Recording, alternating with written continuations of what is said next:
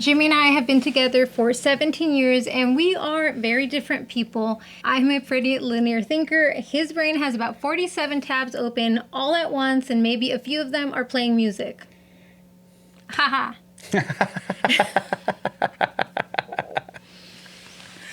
And somehow we've had to figure out how to build a marriage between two people who can experience the exact same situation completely differently. Today we're talking about ADHD and what it actually looks like in our marriage, where it's created conflict, what we used to get completely wrong, and what has helped us understand each other instead of constantly assuming the worst.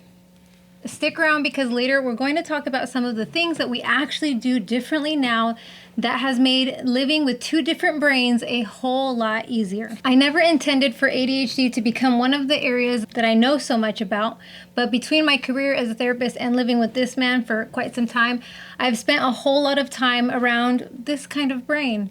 So what is ADHD? And so very briefly, there's tons of information out there. ADHD is basically a difference in how the brain regulates things like attention, impulses, activity, organization, and executive functioning, which means it's not always an inability to pay attention, but difficulty controlling where that attention goes.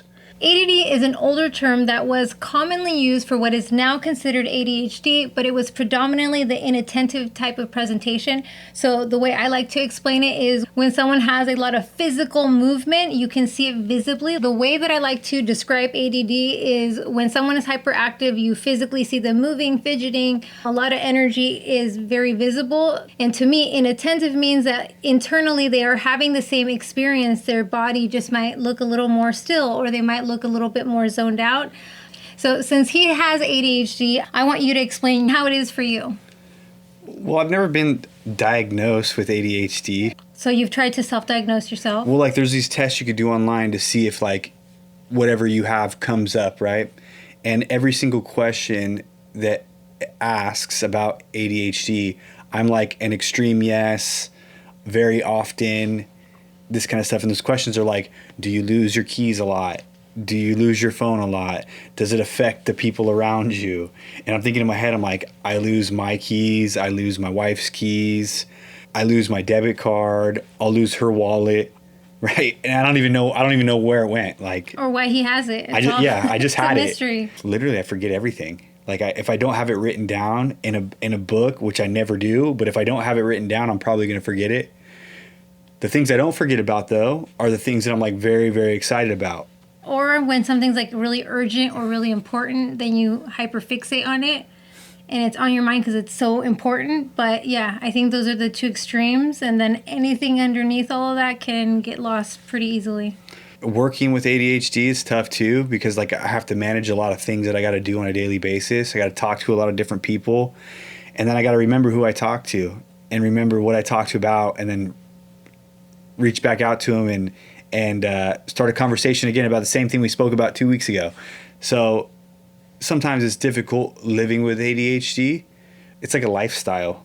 You know what I mean? Well, yeah, it really a lifestyle. Affects every area of your life. Yeah. So before you knew this was a thing that could be affecting you. Okay, so let's backtrack a little bit. And now that you can look back at your childhood and be like, oh yeah, there were signs.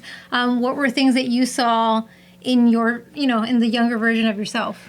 Well, I think it's one of those things where it's like, I never did my homework ever, but I do all my classwork. I get it done in class. But like once I went home with everything, I never got it done. So I never had anything to turn in the next day. I think also just not being able to pay attention to a lot of the direction at school. Right. I mean, I knew the rules, but paying attention to what was going on, I was more into like talking to the person next to me or messing with somebody that was over here. So yeah. In school, I was super impulsive. I was definitely a class clown. I got a lot of teachers upset with me. I lived across the street from the school, so it was super easy for me to just leave. But at the end of the day, right, I think mainly it was just like my attention was never there. Ever. So when I hear about his experience, I had a completely opposite experience. I'm a linear thinker. I can focus easily. I can take information and do notes. And I guess it's a different kind of multitasking in terms of how I take information in. I still have that skill. I would say I'm also a little bit more organized. I can make plans. I can remember the things that I planned. We have an organized linear person and a person that's just all over the place.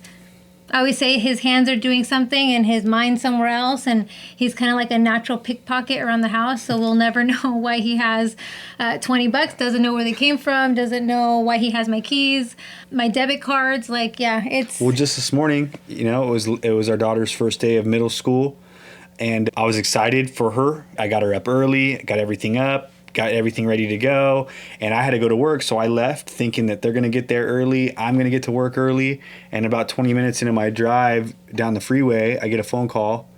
Jessica was asking me where her keys were, and instantly I knew they were in my pocket. I had no idea why, and they ended up being 20 minutes late to her first day of school. Yeah, so our daughter was late, he was late to work, and I was late to work. So that one, I would say I was pretty upset, but we will circle back as to how we handle this type of situations later on in this episode. The example of how he took off with my keys this morning is a real glimpse into our marriage, into what our family life is like sometimes. So it is, my keys are missing, my phone is missing. Like on Monday, he went to work without his work cell phone because he couldn't find it. And so it's a really challenging issue, actually, because I do think it's like a constant something going on every single day. It's always something new.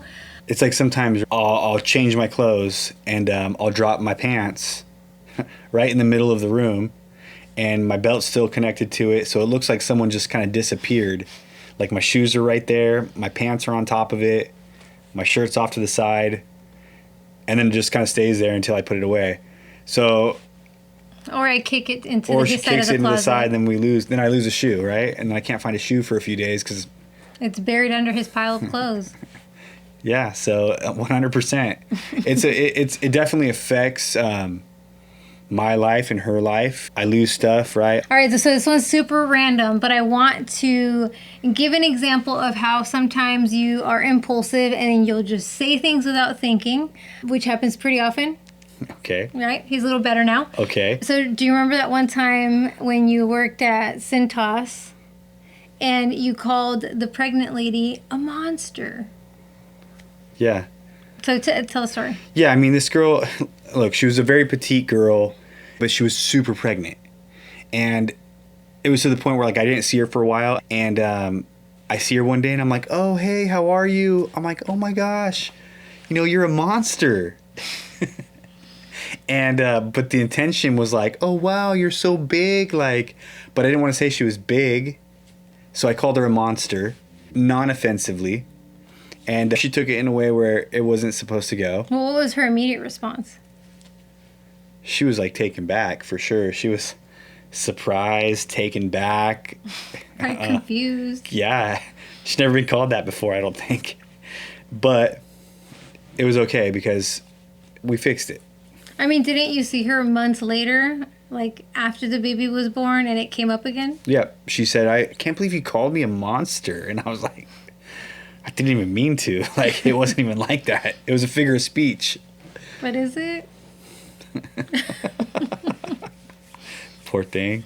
But I know him, right? And so I know he always puts his foot in his mouth. It is a classic Jimmy thing to do. And so really he was trying to be endearing, be like, oh, baby's growing. I think that was the intent with that.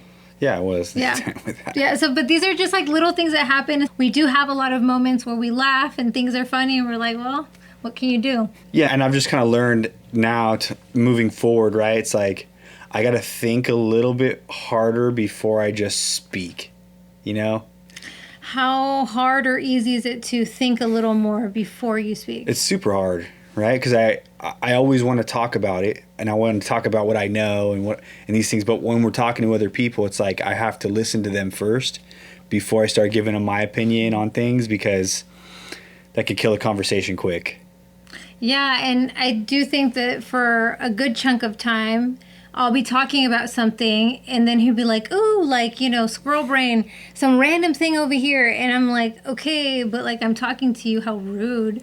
And really what we do at this point, because I know why he does it, it's not because he's not trying to listen or because he doesn't care. That's not why he's distracted. It's just that he has all these random thoughts too on top of listening to me. And you weren't always good at returning to the conversation, but you are now. Like, he'll know that he interrupts me. He's like, "I'm going to interrupt you because I'm da-da-da-da. I got to say what I got to say." And then he'll say it, and then he'll go right back to the conversation. So I think you've actually done pretty good with that one. Yeah, I don't even know that I do that most of the time. I'll just be listening to you, and then I'll think of something like, hold on, totally off subject, but what are we doing for dinner tomorrow night? Like, because it's just on my mind. Something random like that. Maybe not that exact same thing, but something very random. I feel that's a gentle way to interrupt me. Where you're like, "Time out, I need to talk to you." So I appreciate that because he's letting me know I'm aware I'm interrupting you, but I got to say it. So to me, that is you being considerate. So thank you. Yeah, he keeps me on my toes. That's for sure. But do you see how there's humor and there's lightness in the situation? Because at this point, me getting upset about it, it would do nothing. It just wouldn't help the relationship. Something that I said earlier is one of the things that I use a lot in our interactions is neutrality. It's a hard skill sometimes if you don't know how to do that, but the intention of being neutral is that I don't put a lot of emotion into these like little things that happen. So for example, when there is a little bit of a disconnect because he's disappointed or something didn't turn out the way he had hoped, or I approached it differently, or whatever the case is, or I had attitude and I don't know, maybe he thought I was upset or whatever the case. But a lot of times when he is having some kind of feeling, and he's not a loud, "I'm going to tell you how I feel" thing. He's very quiet, goes silent, very introspective, and which is kind of interesting because he talks so much. But anyway, neutrality kind of gives me that window of time where I don't assume anything. I'm not looking at him with anger. I'm not looking at him with frustration or expectation or demanding that he snap out of it. After a while, I'm kind of like, "Okay, come on, like, come back." And so if he takes too long, then I start kind of having an attitude. So that's something I got to work on my end. But for the most part, I try to stay in neutrality for as long as possible. And sometimes that is enough for him to eventually, whatever it was, blows over, and then we're back to normal and everything is good. People with ADHD, when the mood shifts, it's really hard to then just snap out of it because you're really in your feels at that point. And when you're in that space, are you able to communicate it? Are you able to let your person or whoever's around you to be like, "Hey, I need to go take a break. I need to take a breather, or I'm going to go get some fresh air," and try to reset. There's a lot of stuff out there of what you can do to self-soothe or to help regulate your nervous system. I always think sometimes just change in space. So if you're inside, go outside. If it's hot, feel the heat and how awful it feels. If you're in the cold, go outside and feel how cold it is. If it's raining, even better, because they offer you a sensory experience. But I do think that's a really important thing to be able to do, is to acknowledge, I'm in a mood. What can I do to snap myself out of it and get out of my head? Yeah, and I think being able just to snap back as soon as you can, right? Like she said, change your environment. Be quick about something. If you're feeling uneasy about something, do something different to take your mind off of it. It sounds super simple and super elementary, but like, those are the things that I think help me. A big part of this is like trial and error. So some of these things you can try and you're going to have to figure out, how does it work? How do I respond to it? Is it easy? Is it hard? Sometimes conversations with your significant other would be the most important thing, because this is how you guys are going to meet in the middle. And it's never going to be all one way or all the other way. There are many situations where sometimes I have to overcompensate for him, but there's other ways where he overcompensates for me. And so there is a little bit of a balance there. I want to be a little bit more specific now, because I feel like we've done a lot of talking when I need to share something. So if I get to a point where when he loses a debit card, that's where our money is, I don't actually get mad about it, but I'm like, ugh, annoyed. That's for sure. I get annoyed, and I do think that the intensity is increasing as he continues to do that, as it continues to happen. So that is something that I'm going to want him to spend a little more time figuring out, putting a little bit more energy and effort into figuring out a good system for himself. But when I bring up a conversation, I'm not blunt about it. A lot of times it's timing. I'm not going to bring it up when he's going to work. I'm not going to bring up certain things when he's at work. A lot of times it's on the commute home from work or when the kids go to sleep. Those are the best times for us to have a conversation that works for both of us, that we're both more receptive, we're more relaxed, we're more open to a dialogue. And the way that I approach him is not with pettiness, attitude, and I still have attitude sometimes for sure. But I try to really, really watch my tone as best as possible, because the minute that I have some tone in my voice, how do you interpret that? That she's angry. But then the problem is that then I start getting angry because I'm like, why are you even angry, dude? But a lot of times I'm not actually angry. I'm just have an attitude. So Yeah. It's just like the Mexican in me, you know? Sometimes it comes out and I seem a little spicy, but it's really, actually, I feel like sometimes I'm being funny and he thinks I'm pissed. So I mess with you too. Yeah. If I do have something difficult that I need him to really process, I actually don't expect him to give me an answer. So sometimes it's just like, hey, just hear me out. This is what I feel. This is how I'm experiencing this. What are your thoughts? And if he doesn't really have much to say, I kind of don't really pick at it. I don't know if you noticed that, but I try not to like force him to say anything. Of course, I would like for him to have feedback or have a dialogue, but I also understand that sometimes he just needs to sit with what I'm saying. He needs to think about it for a few days or a couple hours, and he will come back to me and be like, I thought about it, and this is why I think this is happening, and then we have a really good conversation. So I give him space to be himself without historically could be like, no, I want to talk about it now. And now I think we both give each other space when we ask for it. So if you listen to the previous episode, it's about fair fighting. And so those skills plus these skills have been incredibly helpful in how we navigate our relationship. And I would say we're pretty happy people. I think we have a beautiful relationship. We're obviously highlighting the things that don't work in these episodes, but because I feel like it could be helpful for anyone who is listening and is going through similar things. There are definitely situations where like I step in, it's just easier for me.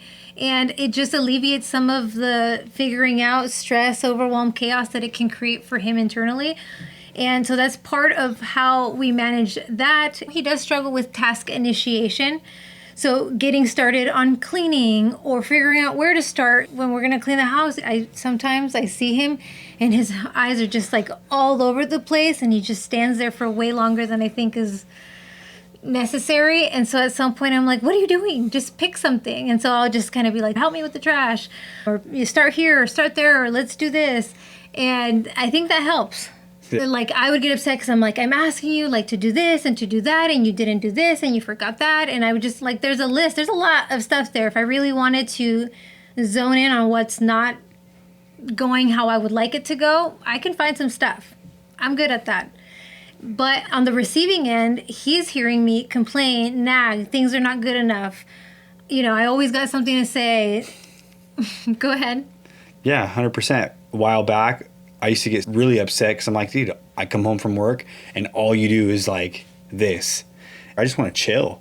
Like I just busted my butt all day and now I just want to relax a little bit. And yeah, and frustration definitely played a role there. But like now understanding what it is to be a helpful person in a relationship, she worked all day too. Well, and I actually think that we had like a really good conversation. I don't even know when this was, but a long time ago.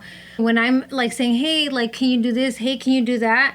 You're interpreting it as nagging, but I'm not coming from that place. I was coming from the point of view that like I know how your brain works. I know that it processes differently. I know that you thrive with reminders. And so I was offering the reminder, but I was also coming off nagging. So I'm sure it was a delivery issue and just like me constantly bringing it up. So he recognized that I had positive intent, like I was coming from a good place. I remember asking him, so next time, like when you do forget things, what would you like for me to do? How would you like for me to approach the situation? Those questions are so, so useful in a relationship.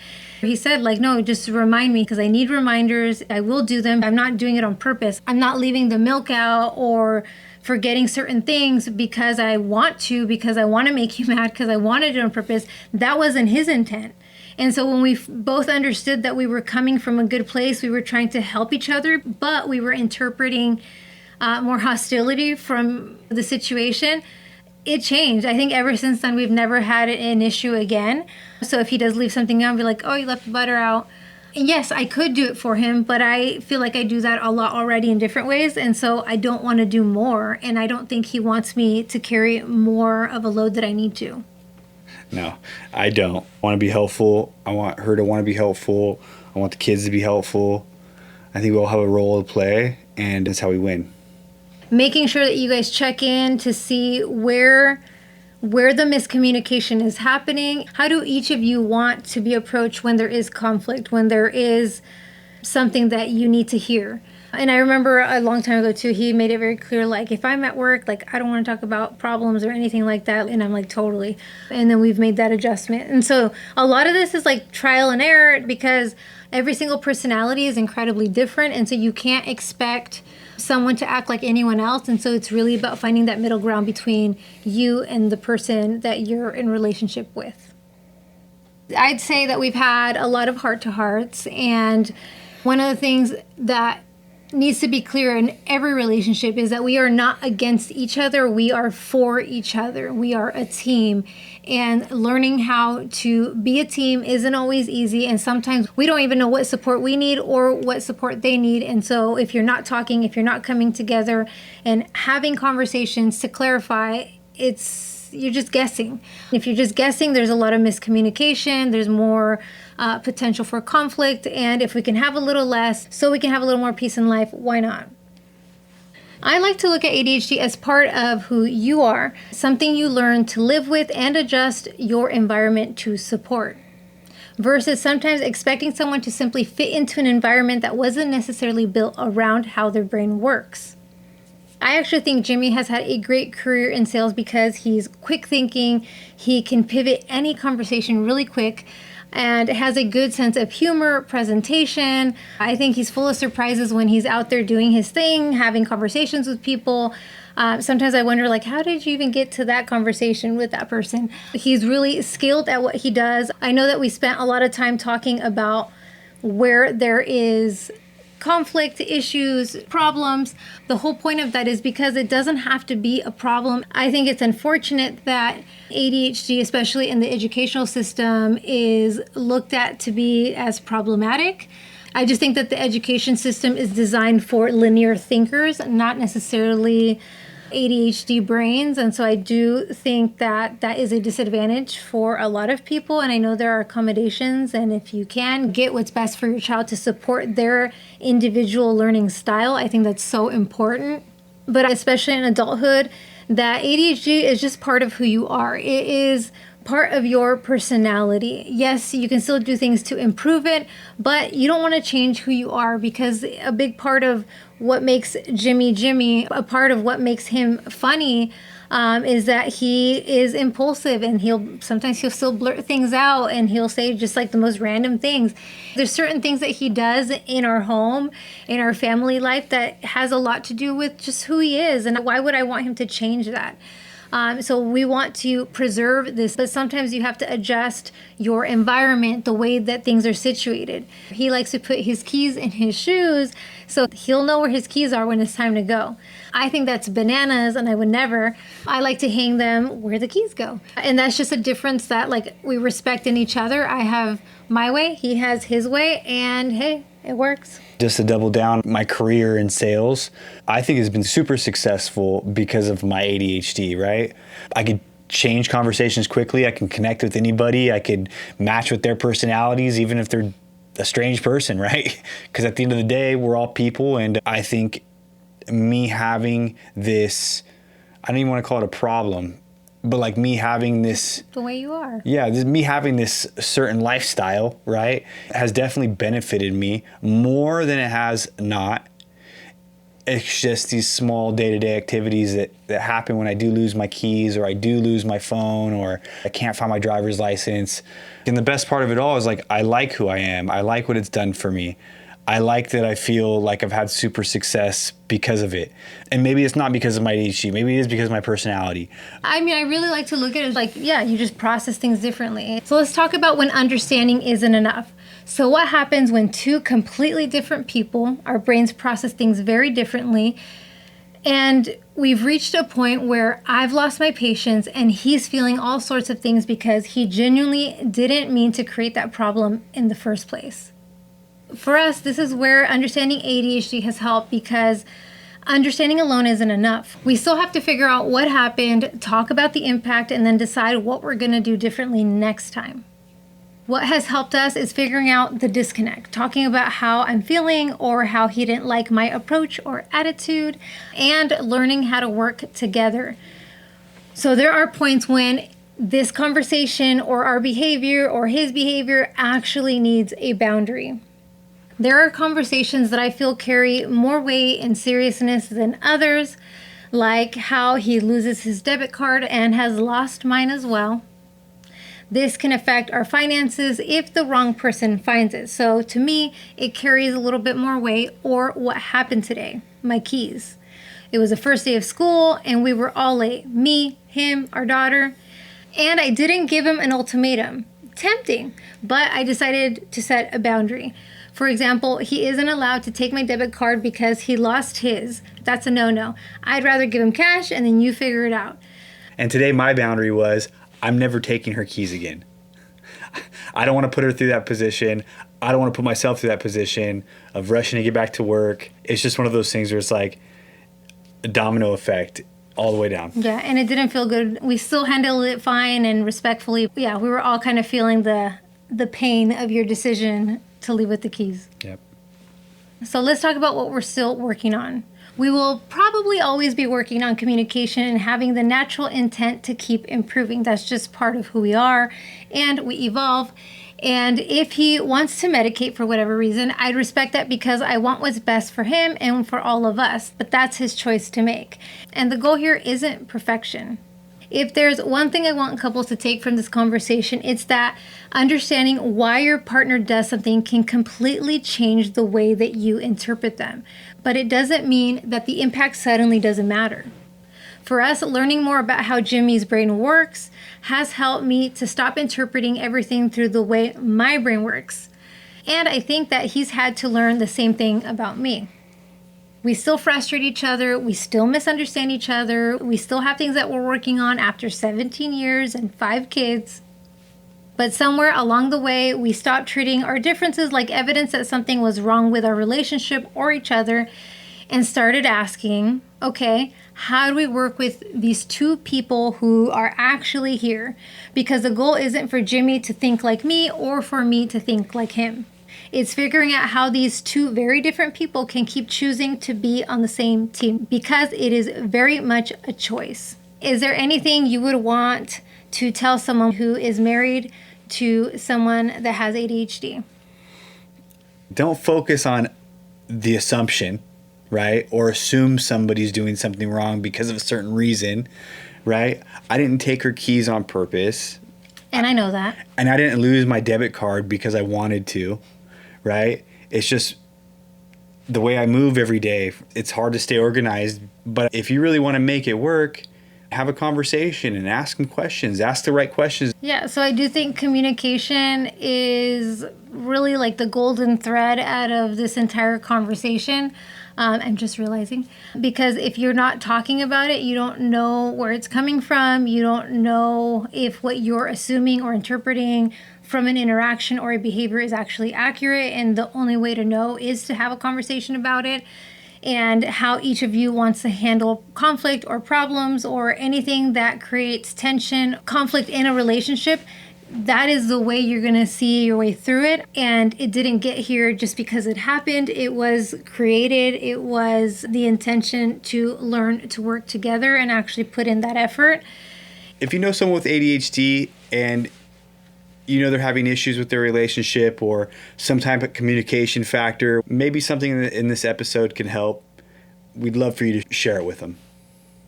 Yeah, so thank you for spending some time with us. Make sure to subscribe, and we'll catch you on the next one.